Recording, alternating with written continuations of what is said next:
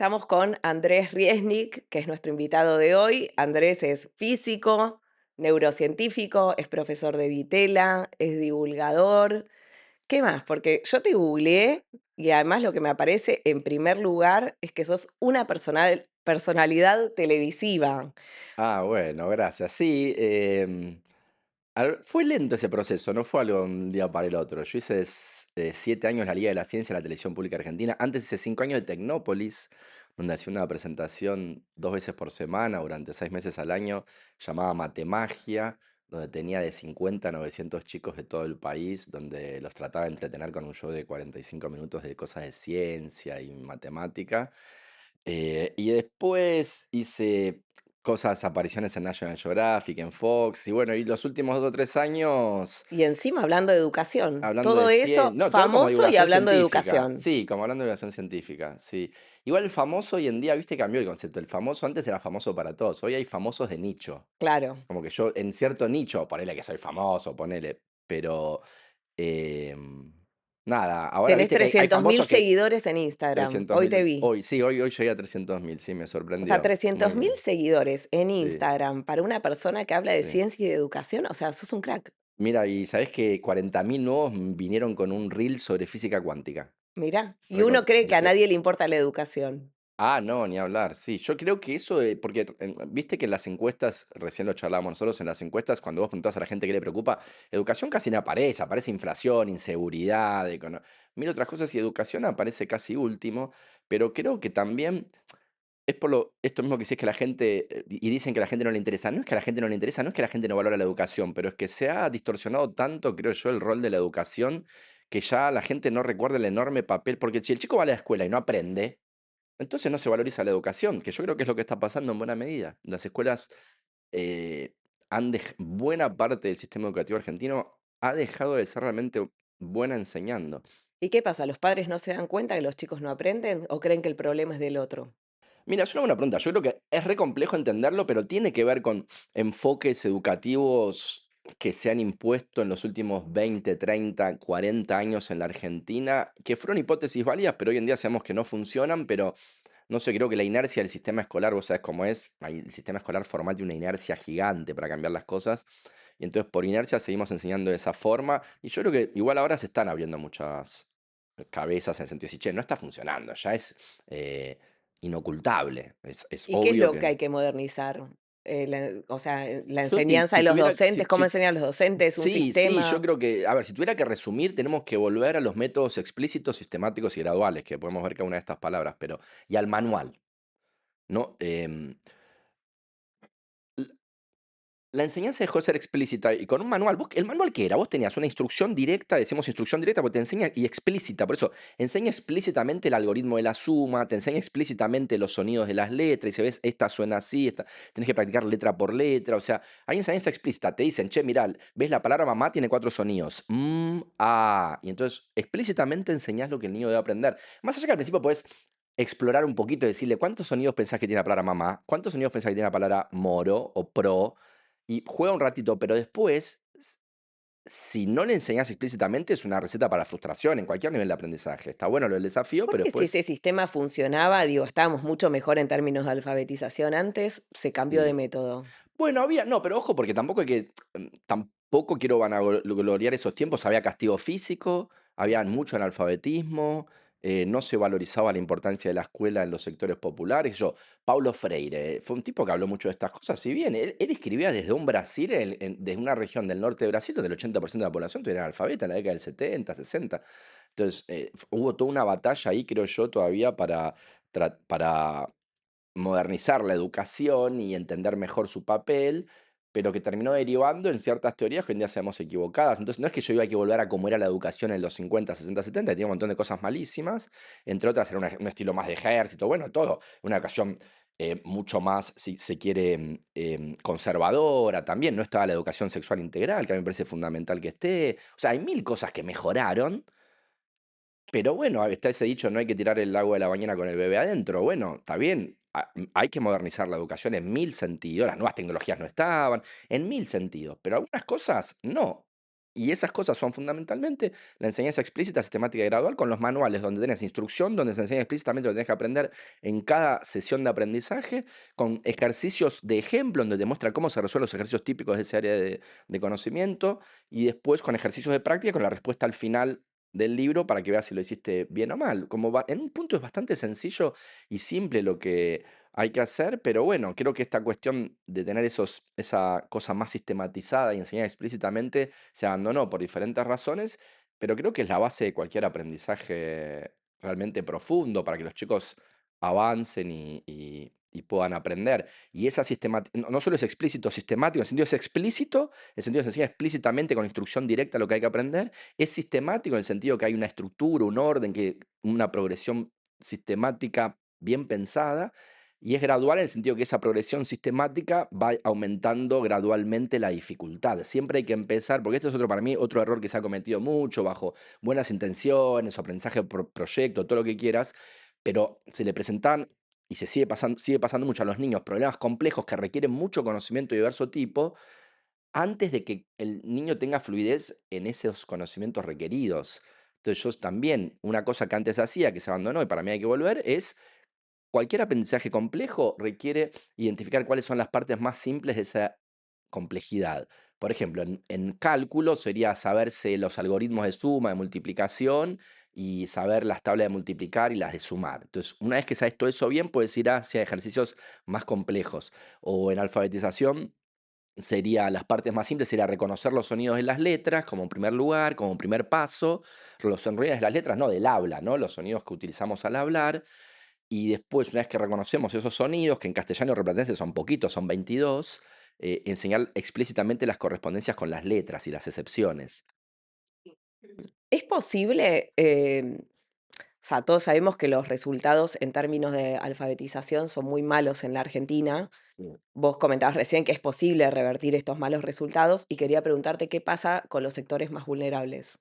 Es que yo creo que ahí es donde más importante esto que estoy diciendo de la enseñanza explícita, sistemática y gradual, porque esos chicos muchas veces tienen poca atención, tienen poca exposición al lenguaje oral, entonces necesitamos el poco tiempo que tenemos enseñarles explícitamente los sonidos de las letras para rápidamente meterlos en el mundo letrado, porque el español rioplatense es muy simple a la hora de pensar como código fonético para alfabetizar. O sea, vos pensás, compará con el inglés o el francés, el portugués. Yo fui criado bilingüe, pero fui criado en Brasil por una familia argentina, ¿no? Entonces, el portugués, cada vocal tiene tres versiones. A. Como hay tres sonidos diferentes de la A, en el español de repente tenemos uno. O sea, tenemos solo 22 sonidos, fonemas. El español rioplatense, después el inglés tiene 44, el doble. Y además las correspondencias con las letras son casi unívocas, tiene pocas excepciones. Ok, la C puede sonar como K o como S, pero la verdad es que son pocas las excepciones si comparas con cualquier otro idioma prácticamente, con inglés, francés, portugués. Entonces se Entonces, es pueden muy hacer muchas simple. cosas. Claro, en Argentina está demostrado, más allá de todo razonable, que dada la simplicidad del español rioplatense, en este sentido, la simplicidad fonética, no gramatical, que por ejemplo gramaticalmente el español es más complejo que el inglés en muchos sentidos, pero sí en lo fónico, y que es lo importante para aprender a escribir, a leer y escribir, es súper sencillo. Entonces el 95% de los chicos, inclusive en contexto de pobreza, puede aprender a leer y escribir en primer grado. Por eso, y esto vale para los sectores vulnerables. La indigencia es otra cosa, ¿eh? La indigencia es verdad que ahí cuando hay hambre, un chico con hambre es otra cosa. ¿Qué hicieron los casos de países o ciudades que revirtieron estos malos resultados? ¿Qué hicieron concretamente? Mira, primero empoderaron, mira, yo justo tuve el placer de charlar con los dos ministros que son como las estrellas mundiales de estos temas, que uno fue el ministro de Educación que llegó a Perú a ser el país con mejor nivel de alfabetización, de acuerdo a las últimas pruebas de la UNESCO, el 2019, la CERCE. Perú estuvo primero y tiene una inversión por estudiante menor, mucho menor que la Argentina. Bueno, quien llevó adelante ese proceso muy visiblemente fue un ministro de Educación que se llamó Jaime Saavedra, con quien charlé el año pasado, y ahora te cuento, y me respondió un poco esa misma pregunta que le hice yo, ¿qué hiciste? En realidad, medio que me lo dijo él mismo, me dijo, mira, yo te voy a contar lo que hice para que veas porque es simple. Y casi me dijo algo que me dijo casi con las más palabras después Nuno Crato, que fue ministro de Educación de Portugal, y que llevó también a Portugal los mejores resultados de su historia en las pruebas internacionales PISA. Y los dos me dijeron casi lo mismo con casi las más palabras, que es lo de que hicimos tres cosas, me dicen. Empoderamos a los docentes con materiales basados en evidencia, les dimos libertad, porque eso es fundamental, en ese sentido es diferente a las vacunas. A mí me importa que vacunes al pío, no importa si la enfermera se la cree o no. En la docencia no es igual, el docente tiene que tener libertad, porque si el docente no cree, en la forma de enseñar que está aplicando no va a funcionar esa forma de enseñar. Entonces, los empoderás con material basado en evidencia científica, le das libertad y tercero y fundamental, evaluás. Evaluás a nivel escuela, la escuela que le va bien tiene premio. Bueno, ya estás diciendo un montón de cosas que acá no están pasando, porque Exacto, empoderar al ninguna de todas docente estas. con el salario que Sí, tienen o sea, no les no está nada no empoderado. está nada empoderada, no, pero digo, empoderar inclusive con los materiales, tampoco tiene los materiales disponibles para los docentes que, a pesar Claro. de todas las dificultades, quieren enseñar basada en evidencia, no tienen los materiales Y disponibles después evaluar datos no existen en evaluar no Argentina existen casi. datos y libertad no existe en muchos lados de la Argentina, las imponen métodos de enseñanza que son estos que yo vengo criticando. Entonces, ¿Cómo ninguna de hacemos? esas tres cosas.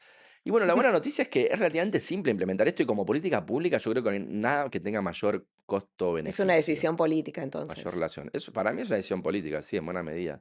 Em, que es ideológica y que, porque nada, es algo muy cultural también, lo de estas teorías sobre cómo aprendemos se han impuesto a lo largo de décadas y entonces para mí es algo que...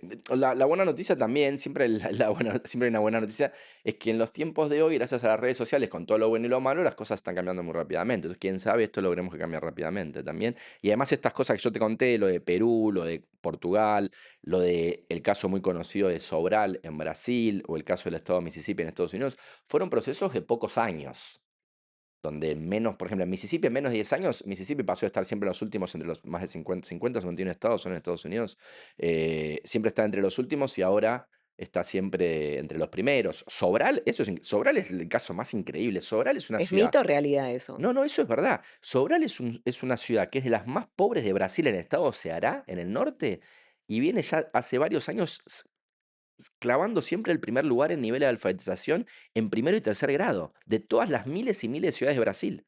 Es un caso increíble y lo lograron también en pocos años, en menos de 10 años lo lograron. Entonces digo, hay una... En ese sentido es que yo digo que hay un milagro posible, porque hay experiencias internacionales que así lo muestran. Y la verdad es que todo lo que yo conozco sobre educación, nosotros ahora estamos implementando programas de alfabetización con chicos que no saben leer y escribir en segundo grado y a los pocos meses están leyendo y escribiendo. Bien, hablando de los chicos, me gustaría conversar con vos sobre los chicos y la curiosidad. Sí. ¿Qué pasa con la curiosidad? ¿Vienen menos curiosos? ¿La curiosidad se entrena y los padres no están tan focalizados en eso? ¿Qué pensás? Sí, a mí me cuesta un poco separar todo esto del debate de los enfoques metodológicos, porque también si la forma de enseñar es explorar y no enseñar explícitamente, es la receta perfecta para la frustración. Mira, por ejemplo, el otro día hablaba con Lucho, los colegios María Guadalupe, Las Tunas y Garín, ¿no? Un colegio ejemplar que están además en barrios muy vulnerables y no tienen casi abandono. O sea, vos pensás que a nivel país terminan en tiempo y forma en esos niveles socioeconómicos 2 de cada 100 chicos de la secundaria. En los María Guadalupe, 70 de cada 100, o sea, 2 a 70, o sea, no tiene ni comparación. ¿Y cuál es el Y diferencial? bueno, varias cosas, pero una no tenía en cuenta muchas veces, y que Lucho coincida conmigo, que es fundamental y no se le da bola, es que el enfoque pedagógico enseñe. Porque si vos mandás al chico a la escuela durante una semana, 2 semanas, 3 semanas, un mes, 2 meses, y el pibe todavía no sabe leer y escribir, no sabe matemática básica, tu impresión es que, bueno, no es tan grave, le duele el gordo del pie, le duele bueno, no vayas a la escuela, hijo, no pasa nada. En cambio, cuando enseñan bien, no ir a la escuela es la última opción que tiene el padre, y él lo sabe, porque ese día se va a atrasar, porque ese día va a haber un contenido que el chico va a tener que haber aprendido. Y si van a la escuela y aprenden, esa es la mejor receta para la motivación, para el querer aprender, para la curiosidad. Lo otro es la frustración completa. El 10% de los chicos que tiene facilidad en cada contenido se entusiasma y lo descubre. Al otro 10%, mira, yo soy profesor de chicos de 7 años, tengo decenas y decenas. Este semestre nada más tengo 80. Pero tengo a veces tengo de 7, a veces soy universitario. ¿No? Justo este semestre me tocaron ingresantes, justo más 2 ¿Y comisiones de cómo ves que ingresantes. llegan? Es Em, interesante eso. no, no, bueno, ¿Preparados o no? bueno, en muchos sentidos hay una amplificación de las diferencias. Los estudiosos son unas máquinas zarpado lo que saben. Y también hay muchos chicos que vienen con niveles que antes no llegaban, que no saben hacer cuadrado un binomio, un porcentaje. Eso también pasa. Pero te iba a decir, no, eso, yo hago lo de, che, chicos, a ver este problema, traten de resolverlo, a ver si les sale. Les doy 3 minutos, 4. Después ya, ¿sabes lo que estar 3 minutos, 4 con la hoja frente a tuyo y con la cabeza en blanco? Es una frustración total. Y hay chicos que no les va a salir porque no son contenidos fáciles. Vos estás enseñando en pocos meses lo que la humanidad le llevó miles y miles y miles de años de descubrimiento. Entonces, la mayor parte de la gente, en la mayor parte de los contenidos, no lo va a descubrir por sí solo. Está bueno plantear el desafío, que lo traten de descubrir, porque ahí vos ves dónde te trabas y eso te ayuda a entender un poco conceptualmente los contenidos, pero después hay que enseñar explícitamente, muchos ejercicios inclusive.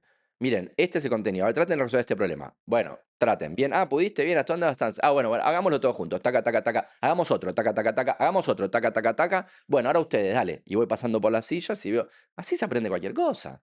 Qué sé yo, y en el medio puedes meter chistes, juegos, qué sé yo. Después también hay estudiantes que le va a sacar bien, estudiantes le va a sacar mal, la vida misma, qué sé yo. Pero los grandes docentes siempre fueron docentes que lograban al mismo tiempo que entusiasmo y rigurosidad, cola en la silla durante muchos minutos, muchas horas, crear un clima de camaradería, de diversión. La pregunta no es, o sea, el desafío no es Te iba a tan... preguntar, porque te Sí. escuché en una nota y recién casi que lo citaste y me gustó el concepto. ¿De qué se necesita para estudiar y aprender? Cabeza y cola, sí, sí. Decían las abuelas, ¿no? Cabeza, pones a pensar, y cola porque cola en la silla. Estos contenidos, después si querés dedicarte al deporte o al baile, está bien, ahí no es, es cabeza y cuerpo moviéndose, pero ahí preguntar a cualquier futbolista. Y esto que acabo de decir de separar los contenidos en sus constitutivos más elementales, vale para la ciencia, pero vale para el deporte y para el arte. Messi cuando entrena, practica 500 veces pegarle a aquel ángulo. Y después aquel otro, y después aquel otro, uno por vez, hasta que perfecciona cada una de las componentes elementales. Y después va a jugar al fútbol y se fija en qué falla y practica eso. Eso, yo me río con esta frase, se aprende a leer leyendo, entonces no se enseña explícitamente. Pues, es como si se aprende a jugar al fútbol jugando al fútbol. Nada, pará, los jugadores saben perfectamente que entre la semana entrenan los fundamentos que tienen que consolidar para poder jugar un buen partido. Para poder leer bien, tenés que ver en qué está fallando y aprender explícitamente ese contenido, ¿no? Bien, y antes estabas contando anécdotas tuyas como profesor y Sí, quería traerte un poco para el lado de la inteligencia artificial, el chat GPT. sí. ¿Qué desafío te trae eso como docente? Porque hay muchos chicos que hoy piensan, ¿para qué voy a aprender? ¿Para qué voy a estudiar si todo me lo resuelve el chat? Sí. A ver, un poco volvimos lo que... Espera, no, igual lo que son varias cosas, ¿no? En primer lugar, esto de para qué aprender si todo lo resuelve el chat ya había aparecido con internet. ¿Para qué voy a aprender si para qué voy a memorizar si lo tengo en internet? Eso está mal. Aprender es memorizar, no hay, memorizar hechos y procedimientos, automatizar procedimientos y automatizar la evocación de los hechos. Relevantes a tu área de expertise. Un tipo que mira un problema sobre el cual es experto y se le ocurren soluciones rápidamente, es porque no, porque las puede googlear rápidamente, las informaciones y procedimientos que aplican a ese problema, sino porque las tiene en su cabeza ya tan automatizada que apenas va un problema, toda esa infinita cantidad de información para pensar el problema está disponible para pensar el problema. Entonces, memorizar hay que memorizar y la pregunta es ahí con la IA, ese argumento frente a la IA es el mismo que dábamos antes, pero lo que sí, cómo cambia la educación con la IA, y sabiendo que el objetivo es memorizar, em, creo que lo que más cambió no es tanto como mucha gente cree, en el sentido de que sí que los chicos tienen más acceso a mucha de esa buena información rápidamente con ChatGPT. Lo que más cambió es la evaluación, cómo evaluamos a los chicos, pero el la dinámica de la clase en sí, yo creo que no cambia tanto como mucha gente cree. Y la evaluación cambió en el sentido que volvimos al pasado de: "Che, chicos, prueba con lápiz y papel o examen oral", porque lo que cambió mucho es que se había introducido mucho el tema de los TPs, los trabajos prácticos que los chicos desarrollaban, y ahí es más Claro, muy difícil un de poco, pandemia eso también, ¿no? muy de pandemia, entonces eso, pero yo creo que es más un debate entre los profesores de cómo evaluamos bien, pero si evaluás bien, el chico aprende eso, o sea, los chicos, por eso, nosotros, una de las materias que veo es algoritmos uno, ¿no? Programación, se llama tecnología digital uno, pero programación. Le decimos: "Che, el examen es con lápiz y papel, escribí un programa en Python que ordene una lista de elementos enteros. Hay una lista desordenada de elementos, tenés que ordenarla. Escribilo a lápiz y papel". Em, entonces, tienen que aprenderlo, o sea, cambiar la forma de evaluar, pero para aprender a hacer eso, para mí es el profesor, esto que acabo de decir, enseñanza explícita con el profesor, ejercicios de ejemplo, ejercicios de práctica entre todos, va por ese lado. Hasta en un punto o sea, me parece bueno lo de la IA en el sentido que va a quedar más claro que esto es lo que hay que hacer. Que hay que cualquier aprendizaje requiere entender cómo lo vas a evaluar, porque así entendés que estás requiriendo que aprendan de verdad. Y después requiere enseñanza explícita con tres fases, ¿no? Nosotros le decimos cuando todo esto se llama teoría de la carga cognitiva, la idea de que todo aprendizaje, sea deporte, ciencia o arte, depende de pasar la información necesaria, procedimental y de hechos a tu memoria de largo plazo, porque el cuello de botella de tu pensamiento es la memoria de corto plazo, la memoria de trabajo que solo puede mantener pocas informaciones al mismo tiempo. Vos puedes tener en tu memoria de corto plazo tres o cuatro cosas nuevas, pero cuando pensás un problema, si es de tu área de expertise, lo podés resolver mejor porque tenés en tu memoria de largo plazo, potencialmente infinita, toda la información relevante a ese área para pensar bien ese problema. Entonces la pregunta relevante es cómo paso las informaciones relevantes a este aprendizaje de hechos y procedimientos a la memoria de largo plazo.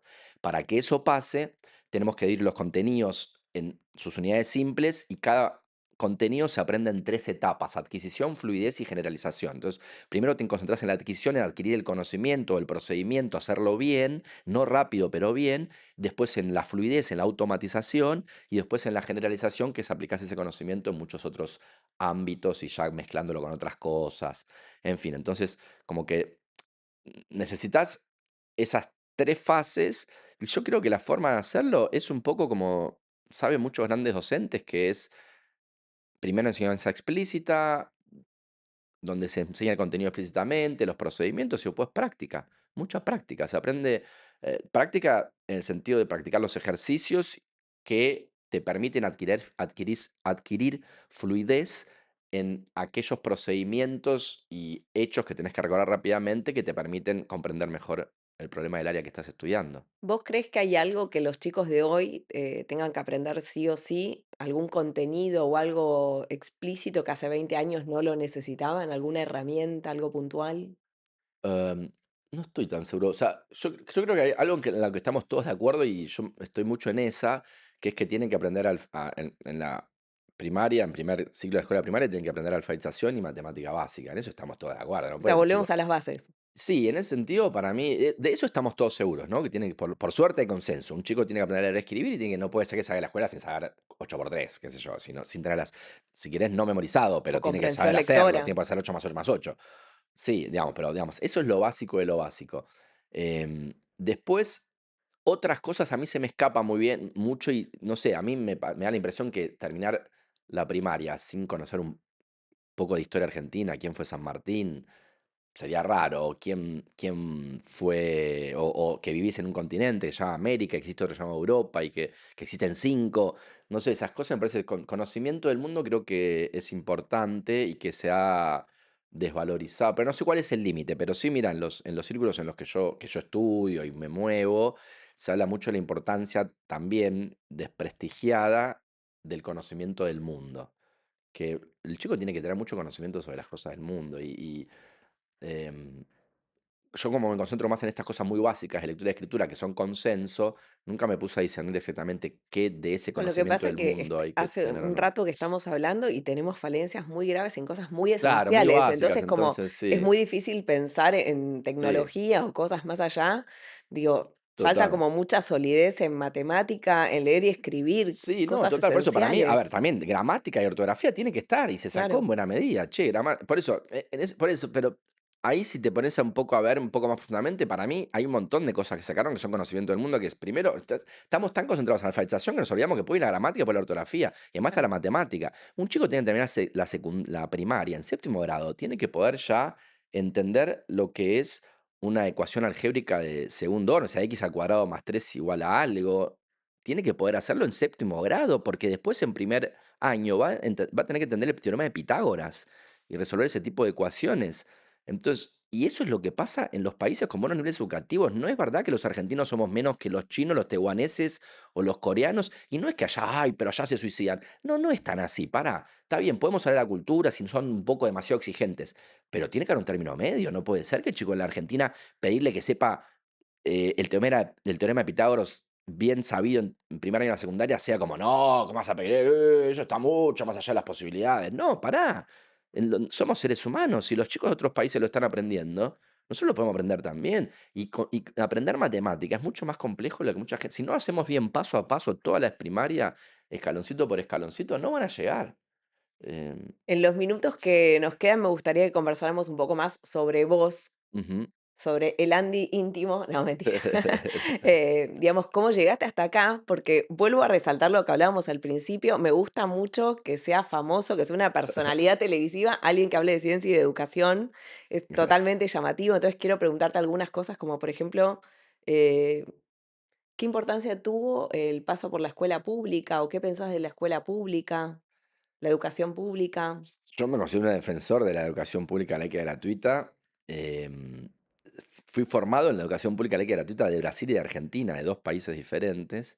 Yo acá hice la primaria en la escuela número 3, distrito escolar número 2, que era como el verso de Manuel Solá, en Lambaré y Corrientes, en Almagro. Después estudié la secundaria en la escuela pública también, en el Nacional de Buenos Aires. Y después hice la universidad y el doctorado en facultades públicas brasileras, donde mi abuelo daba clases, yo me fui a ir ahí. Mi familia se había exiliado en Brasil cuando yo era chiquito y después volví a estudiar ahí en la universidad. Eh, pero yo creo que no hay nada más importante para un país que la educación pública laica y gratuita. Laica en el sentido que debe formar a los estudiantes de una perspectiva neutral y racional. Y creo que eso también tenemos un consenso. Hasta el más libertario de los libertarios te va a reconocer que hoy en día el Estado tiene que, en los sectores más vulnerables, tiene que garantizar la educación, la alfabetización inicial de los niños. O sea, eso nadie te lo va a negar. Yo creo que ni el más libertario de los libertarios te dice que no, que lo maneje el mercado. Te pueden llegar a decir, no, a largo plazo queremos que el mercado se haga cargo, pero está clarísimo que hoy en día el mercado no se va a hacer cargo, no hay forma de generar los incentivos correctos para que eso pase. Entonces, hoy en día es papel del Estado garantizar la educación pública. La educación siempre es pública, ¿no? Acá hay una confusión. Vos que estás en educación sabés, la gente piensa hay escuelas privadas y públicas. No, la educación es pública y la gestión es estatal o la gestión es privada. Pero la educación es siempre pública, porque vos estás obligando, el Estado está obligándote a vos a Es un entregar tu hijo a derecho una de todos, institución. Claro, sí, y es una obligación que tu hijo vaya. O sea, vos no claro. podés como padre decir, ay, no, yo tengo una filosofía, una religión que pienso que es mejor que mi chico sea analfabeto. No, el Estado te va a decir, mira, eso lamentablemente. No, lamentablemente, digo, al padre le diría, yo creo que está muy bien, pero son años y años de discusiones morales al respecto, porque no es Sí, no trivial está bueno moralmente volver a esa a ese discusión, de debate, y hecho, que es re complejo, se pero suponía que se ya suponía que era estaba algo que estaba saldado. claro, Claro, sí, pero yo creo que eso sí está saldado. Alguno que otro bestia, en el momento de la campaña, ahora que me acuerdo, dijo algo como, bueno, si yo quiero que mi hijo no vaya a la sí, escuela sí. y no se alfabetice, problema mía. Bueno, no, eso nadie lo piensa. Creo que ni los libertarios lo piensan. Y entonces pienso que, y eso hay consenso. Yo el otro día estuve reunido con la gente de Fundación Libertad y Progreso, por ejemplo, que son libertarios, defienden mucho este gobierno, que se reivindican como intelectualmente independientes, pero en eso estábamos re de acuerdo, no hubo discusión. De hecho, nos juntamos para discutir posibles proyectos comunes en este tipo de cosas. Y de tu paso por la escuela pública, ¿te quedó algún recuerdo, algún personaje tipo mentor, un ídolo? ¿Tenés contacto con alguien? ¿Algún profe, compañeros? Sí, no, ni hablar. A ver, de ¿O primaria, alguno se contactó ahora? ¿Te dicen algo los profesores? ¿Alguno los que profesores te ve sí, sí, ahora? me crucé varios. Igual de la secundaria algunos, me acuerdo, me crucé, sí. Y después, lo que pasa es que yo estudié en Brasil la universidad y ahí tuve grandes profesores también, que son los que más recuerdo yo, porque fue No, la recuerdo un etapa. argentino. Bueno, pero me pasa que yo estudié física en Brasil y estaba enamorado sigo enamorado de la física, pero fue una etapa donde tuve profesores que me acuerdo hasta el día de hoy el placer que me daba escuchar sus clases. Y en la secundaria, no, también tuve grandes profes. Lo que pasa es que pasaron, voy a cumplir 50 ahora en 2 meses. Para Me el cuesta mundo de hasta la acordarme educación los sos nombres. joven igual. Sí, total. Sí, sí. Por eso me dediqué a la educación, para sentirme más joven. Eh, pero a mí lo que me pasó también es que mi gran influencia en la etapa de la vida en la secundaria, en ciencia, fue mi abuelo. Si bien tuve excelente docente, pero no te puedes citar los apellidos, me acuerdo la imagen de la clase y cómo me acuerdo mucho una clase en la cual nos explicaron que, no sé, tenés dos cuerpos que avanzan a diferentes velocidades y se tienen que encontrar en un punto. ¿Qué cuenta si es para ver el punto exacto en el cual se encuentran? Me acuerdo que hubo un clic ahí de darme cuenta de cómo tenía que sustituir una variable que yo tenía 15 años y como dice, wow, que ahí entendí que la física es como un juego de ingenio también. Em, Así que en ese ¿Ahí te diste sentido. cuenta que querías estudiar física? No te diría que ahí, porque yo creo que la física que más me fascinó era la parte que me contaba mi abuela de física cuántica, relatividad, como me fascinaba mucho la física moderna, pero sí me di cuenta que me gustaba y que tenía más facilidad para eso. A mí siempre me costó. Tengo dislexia también y tengo TDAH. Y también si un texto me aburre y es largo, mi mente se va a cualquier lado. Hago una fuerza enorme para no ¿Cómo lo distraerme. detectaste? De grande. ¿Ah, sí? Sí, lo sospeché de grande y me ayudó un montón ¿Pero haberme algún diagnosticado. síntoma, algún? Un amigo mío lo diagnosticaron y yo empecé a decir, che, ¿tendré TDAH yo? Entonces lo hablo con mi psicóloga. Me dice, mira, puede ser. Yo que para ir con el psiquiatra y hacerte un test neuropsicológico con el psiquiatra, puede ser. Entonces hice eso y me diagnosticaron y ahí entendí muchas cosas de mi vida. A mí siempre uno desarrolla estrategias también. El TH no diagnosticado es toda una tragedia. Podemos hablar un programa entero de eso, porque aparte lo vi en primera persona. Pero me di cuenta de esto, por ejemplo, a mí, yo nunca había asociado eso. A mí, yo me juntaba, yo trataba de leer textos largos en la escuela secundaria, de historia, o mucho texto, y me costaba mucho que mi mente no se dispersara. Por eso creo que la matemática o la física me costaba menos, porque ahí son ejercicios donde ¿Cómo estás hacías para como, luchar contra eso? Porque igual, o sea, te recibiste un montón de carreras, sí, no, tenés desarrollás posgrados, estrategias. Yo, por ejemplo, lo que maestría. hacía era como tratar de, intercalaba estudios de eso con cosas que me divirtieran, como para tratar de, de mantener algo de O sea, motivación. tenías un método propio para luchar contra tu propio sistema, Sí, no, y digamos. después me angustiaba mucho también, me angustiaba, eso pasó un montón, de decir, uy, no, no puedo, me decepcionaba conmigo, me decía, bueno, tengo que estudiar, y me empezaba a quedar dormido, y me empezaba a aburrir, y mi mente de repente decía, uy, hace 3 páginas que mi mente se fue a otro lado, la pucha, tengo que volver, y entonces como que uno desarrolla estrategias, ¿no? En ese sentido, y desarrolla estrategias, y también estrategias simplemente que termina siendo un paliativo. Yo creo que el TDAH no diagnosticado genera mucho padecimiento a mucha gente, está muy subdiagnosticada. Angustia. Hay un mito en eso, hay un mito de que, las farmacéuticas hicieron que diagnostiquemos a los niños. No, para, en Argentina se calcula que hay un 4%, entre 3 y 5% de la población tiene algún tipo de, aunque sea leve, TDAH, y está diagnosticado menos el 0,1% de la población. Entonces, Sí. hay mucho subdiagnóstico, hay Sé mucha que gente que lo ahora está se puso de, padeciendo. de moda, el tema es que no hay, volvemos al mismo tema que hablábamos antes de la educación, tampoco hay datos. Por ejemplo, Sí, en tema de autismo hay diagnósticos de un caso cada 31 chicos y hace 10 años había un caso cada 12.000 chicos. claro. Estos son estudios que, de Estados Unidos y de Brasil. En Argentina no No hay hay datos datos, de esto. volvemos a que no hay datos, totalmente, sí. Pero bueno, sí, me Está costó bueno que lo y cuentes para que las sí, no, no, y personas me que ayudó un tienen este montón. tipo de, Me de y tengo trastorno dislexia también, a veces me pasa. Cuando hay y charlas para secundarios trato de contarlo porque las docentes me dicen: "No, decilo porque ellos ahí tenemos o 3 con dislexia que les va a venir bien". Porque ven que a vos te fue bien a pesar de tu dislexia. A mí me costó mucho la dislexia creo que en también te parte diagnosticaron de no, grande, no se ¿no? decía dislexia, no, eso mi mamá se dio cuenta. Sí. No se decía dislexia, se decía, che, Andrés es un queso. Ya tenía ese horror de ortografía ya en tercer, cuarto grado. Y mi mamá, que bueno, siempre atenta, me compraba cuadernos de ortografía, me acuerdo. Y hasta el día de hoy me confundo con la T con la D y la B con la P.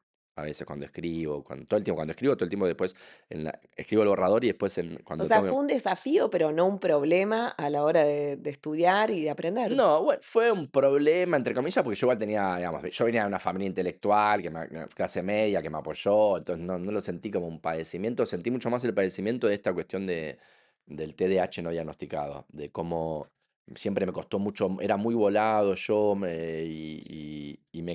nada, y me costaba a veces, eh, a mí lo que pasaba también, y que esto puede ser un testimonio interesante, es que a mí cuando yo empecé a sospechar, o las pocas veces en la vida en que sospeché que podía tener algo así, me dijeron, boludo, vos sos doctor en física, ¿cómo vas a tener TDAH? Esa es la Eso es respuesta. porque siempre los diagnósticos vienen de la mano de una etiqueta. Entonces, si Exacto, vos le pones una exacto, etiqueta, sí. tiene tal cosa, Vos tiene podés, tal exactamente. diagnóstico, Vos podés morís en eso. perfectamente ser doctor en física y tener TDAH, que es lo que me pasaba a mí. Yo decía, entonces cuando me di cuenta que sí, cuando le empecé a leer e informarme, me digo, yo tranquilamente puedo ser doctor en física y tener TDAH. Ahí, nada, eso me ayudó un montón y entendí mucho mis procesos. En parte eso, yo también soy doctor en física porque para eso tenía más facilidad porque no se me dispersaba tanto la mente, porque es más como una cosa muy seguir paso a paso, paso a paso. Los textos, vos lees un texto de historia, de filosofía, de psicología, y malos textos muchas veces que nos dan a nosotros, son esas cosas medio de epistemología floja de papeles, donde tenés oraciones de 15 líneas, 3 subordinadas, un pero, un sin embargo. A mí esos textos en la secundaria, yo igual, de nuevo, volvemos a la educación, darle esos textos a los niños de 15 años me parece cualquiera, pero bueno, a veces nos daban esas cosas. La cuestión es que a mí eso me costaba un montón y creo que en buena medida me dediqué a las ciencias exactas. em, Por eso, para porque no leer. para no tener sí, sí, para no tener que eso, para no tener Qué que paradoja. totalmente, sí, sí, totalmente. Pero después descubrí el placer de leer también, hoy en día soy diría un lector voraz de libros, ¿Qué estás digamos. leyendo ahora?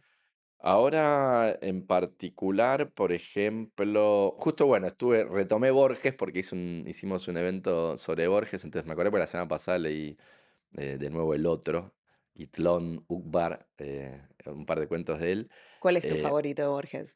Mi favorito de Borges, y no soy un borgiano, no es que leí un montón, me sé toda la obra, viste, gente que es fanática Sí, y sí, sabe sí. todo de Borges. A mí me gusta mucho El Otro, cuando él se encuentra consigo mismo, pero más joven, y lo trata de convencer al joven de que él es él. Pero todo, qué sé yo, no, la biblioteca de Babel sería. ¿Sabes que es el autor más citado en los papers de ciencia? Pues Ah, los sí. papers de ciencia no tienen referencias literarias, No. pero cada tanto alguno que otro empieza con un epígrafe, una frase de un autor de literatura, como ¿Y qué citan, por ejemplo, de incentivo. él? Y por ejemplo, papers de matemática que citan Biblioteca de Babel, cuando hablan de combinatorias. Mira. Citan frases de Borges, porque Borges tenía mucho O nosotros, ¿sabes para qué lo usé el otro día también en una materia? En la materia de inteligencia artificial y neurociencia, para discutir la posibilidad, ahora se habla mucho de la posibilidad de una conciencia en silicio, ¿no? Si las ideas tienen conciencia o si algún día vamos a poder hacer un download de nosotros mismos en una máquina y vivir para siempre, la inmortalidad. ¿Queremos eso? Por eso queremos eso, bueno, ¿y quién escribió un cuento precioso sobre eso? Es Borges, el inmortal. Claro. Y tengo una Claro. pregunta, Andy, si le tuvieses que recomendar un libro a un adolescente, ¿qué le recomendarías? Depende del adolescente, pero probablemente el último teorema de Fermat. ¿Por qué? Porque es un libro sobre matemática, pero con toda la historia muy linda de cómo los matemáticos fueron tratando de mostrar es la historia del último teorema de Fermat. Fermat era un genio que leía cosas y anotaba teoremas que se le ocurrían y fueron probándose todos. Y había uno que nadie lograba probar. Y tiene una historia fascinante cómo tantos matemáticos a lo largo de la historia trataron de probarlo. Dicho así, no parece muy sexy el libro, pero es re divertido. Es como lo cuenta muy bien. em, pero bueno, después no sé, también podría ser, por ejemplo, Crímenes Imperceptibles de Guillermo Martínez, que es un policial matemático también, donde el asesino va dejando pistas de una serie matemática.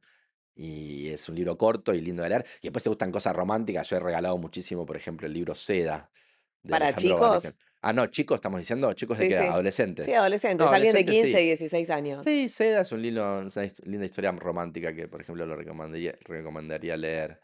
Entonces, sí. Itaú, mi libro. Está muy bien. Que está bien, para chicos de 15 va, todo el debate les encanta. Viste que hay una edad, esto te entre los griegos eran así, hay una edad que tenían retórica. ¿Viste? ¿Vos tenés hijos? No. No. Ah, bueno. Hay una edad, yo tampoco igual, pero lo veo en mis sobrinos. Hay una edad en que todo lo que quieren es discutir. Vos que te acercas y dices, ¿qué opinás? Y quiere, entre los Quieren 13 y generar los 16, debate. Igual es claro, muy de quiere argentino argumentar. eso, es muy de No, no, pero Argentina. es universal, ¿eh? Es una edad adolescente ¿Sí? que en todas partes del mundo el niño quiere argumentar. Necesita la retórica.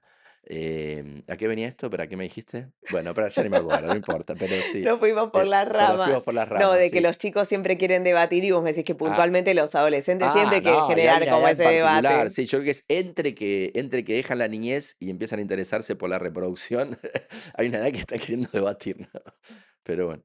Bueno, y para cerrar te quiero preguntar, ¿qué le dirías a un chico que se siente aburrido, decepcionado por la escuela y que tiene como las ganas de abandonar de repente? ¿Qué le dirías? Em, Qué difícil. Qué difícil, sí. Le pegaría un bollo en la cabeza y sentate y anda a la escuela. Mentira. No, no, no un bollo en la cabeza. Pero a ¿Cómo le ver, hay mostrarías que la algo que es. educación sirve y que es No, no, que sirve importante? sí. Igual para también a veces hay que decir, vas a la escuela porque soy yo, soy tu papá y te digo, vas a ir, no me hinche la. Bueno, viste Como que que a ahora veces las un poco. generaciones son más Sí, sensibles. sí, más sensible, sí, pero igual para mí no tanto. Si vos se lo decís así, lo va a entender y dice, bueno, está bien. No, y después nada, decirle que es maravilloso, yo a leerle cuentos, mostrarle todo el mundo, jugar con él, explorar. em, Nada, tener paciencia, pero aparte es algo que me pasa con mi sobrino, che, me aburre, bueno, pero dale, es un tiempo en la vida de tener que hacerlo, después vamos a hacer algo, em, ¿Y por qué es parte del cómo le proceso. mostrás que es importante? ¿Qué le decís? Em, Trato de convencerlo, pero no sé si hay mucha forma de convencerlo, ¿eh?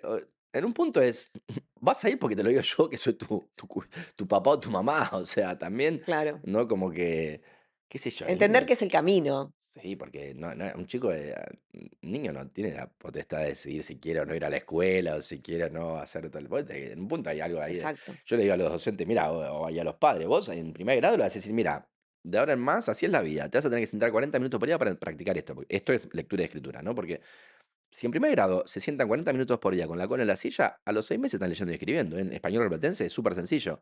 Entonces yo le digo, mira, vos tenés que decirle, mira, mi amor, yo te amo mucho, te quiero mucho, la vida es así. A partir de hoy te vas a tener que sentar 40 minutos por día a hacer esto, a ejercitar eso. Y lo vas a hacer porque yo tengo más paciencia y soy más fuerte que vos. O sea, Lo cole y vas a hacer. cabeza, como dijiste al Con la principio. cabeza. Y lo va a hacer, no es que tiene elección de no hacerlo, si no, lo vas a hacer. Qué sé yo, no, también, em, nada, siento eso, que a veces, em está bueno mostrar y hacer lúdico. Vos viste, mis columnas son todas lúdicas. Yo creo que hay mucho del docente de hacer la clase muy lúdica y divertida. O sea, si el chico se está aburriendo, también habría por qué.